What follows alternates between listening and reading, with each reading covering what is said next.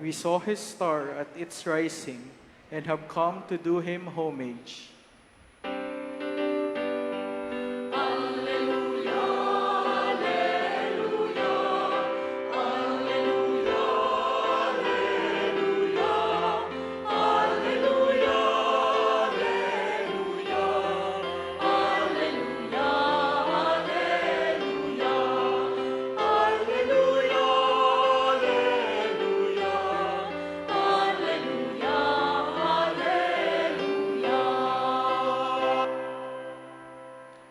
The Lord be with you. And with your spirit, A reading from the Holy Gospel according to Matthew. glory to you, O Lord.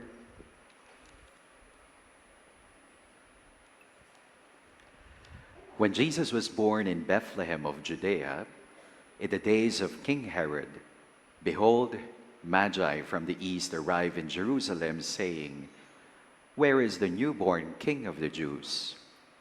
We saw his star at its rising and have come to do him homage." When King Herod heard this, he was greatly troubled, and all Jerusalem with him. Assembling all the chief priests and the scribes of the people, he inquired of them where the Christ was to be born. They said to him, "In Bethlehem of Judea, for thus it has been written through the prophet, 'And you, Bethlehem, land of Judah, are by no means least among the rulers of Judah, since from you shall come a ruler who is to shepherd my people Israel.'" Then Herod called the Magi secretly and ascertained from them the time of the star's appearance. He sent them to Bethlehem and said, "Go and search diligently for the child. When you have found him, bring me word that I too may go and do him homage." After their audience with the king, they set out. And behold, the star that they had seen at its rising preceded them, until it came and stopped over the place where the child was. They were overjoyed at seeing the star, and on entering the house they saw the child with Mary his mother. They prostrated themselves and did him homage. Then they opened their treasures and offered him gifts of gold, frankincense, and myrrh. And having been warned in a dream not to return to Herod, they departed for their country by another way. My dear friends, the Gospel of the Lord. Praise to you, Lord Jesus Christ. Good evening, sisters and brothers in Christ. Good afternoon pa pala.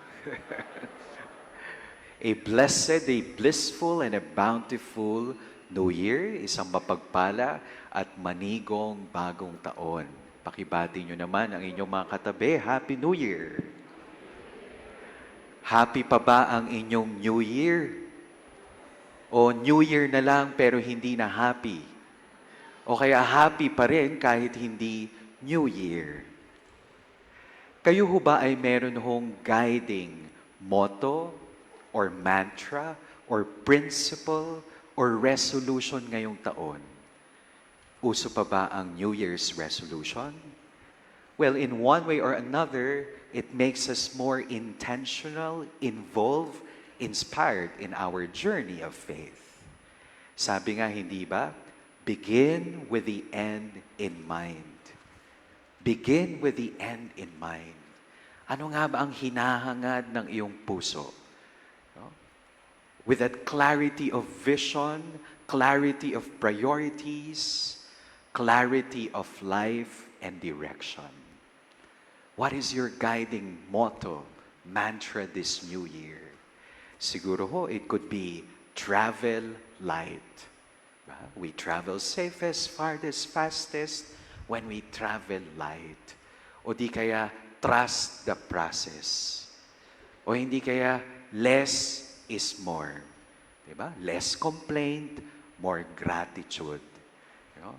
Less marites, less judgment, more self-introspection.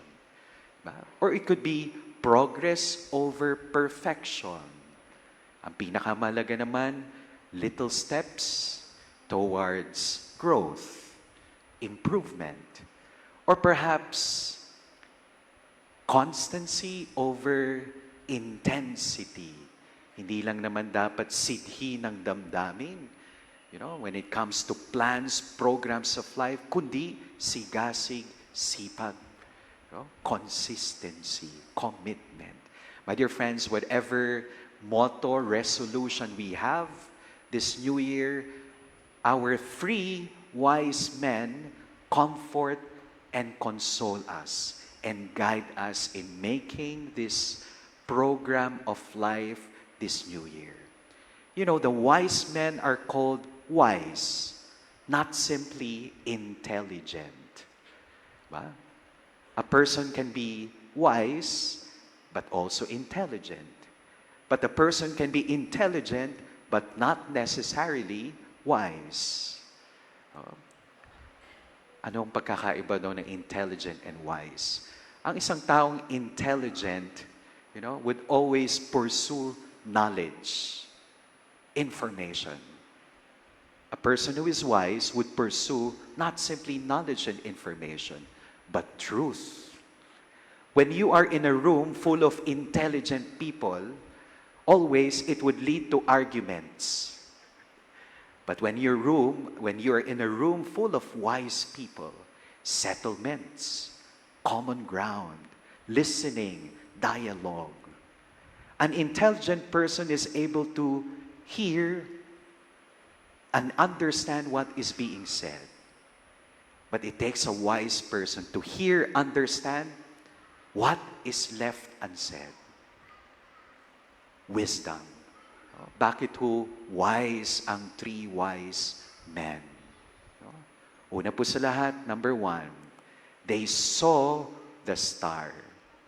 Second, they sought the meaning behind the star. And of course, they also shifted gears.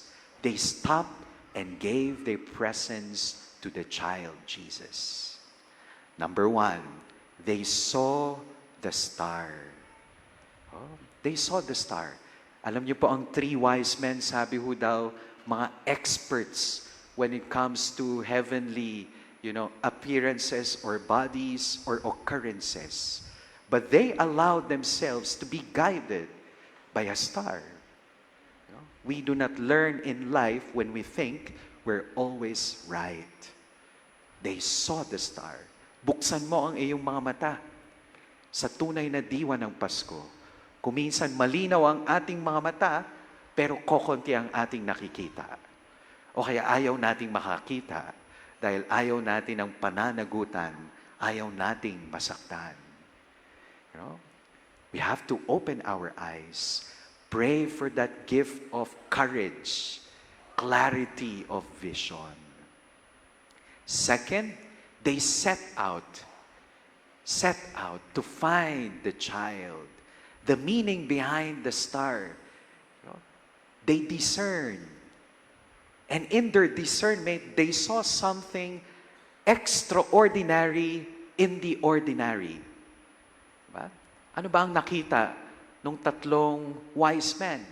Ordinaryo. Ordinaryong bituin, ordinaryong mag-anak, nanay, tatay, ordinaryong mga hayop, but they saw something extraordinary in the ordinary things, occurrences, with that gift of discernment. And with that discernment, they shifted gears. Hindi na po nila binalikan si Herod. Of course, Herod is a powerful symbol of the past. Perhaps 2025. Past hurts, unhealthy habits, toxic relationships. Ano po yung dapat hindi na natin balikan upang tayo ay makausad sa buhay? Life is meant to be lived forward, but also understood backwards, moving forward. And finally, they stop, worship the child. Ang tunay na wise is humble. Everything is grace, everything is gift. Ang lahat ay kaloob, ang lahat ay biyaya. Mata sa langit, paa sa lupa. And with that humility, with that wonder, generosity. Not just simply with their presence, but presence. Presence. Pinakamahalagang regalo natin sa ating mga minamahal is the gift of presence. Quality time. No, it's not just having time, but making time. And usually we would say, bukas na lang. Bukas na lang ako magsasabi, I love you, I'm sorry, I appreciate you. What if there's no tomorrow? Is it really one more day or one day less? Diba? So less, 2 days, at magpapasko muli. So my dear friends, let us be wise, like the free wise man. Look up, look within, look forward. We pray for that grace of a surrendering heart, seeking heart, and serving heart. Amen.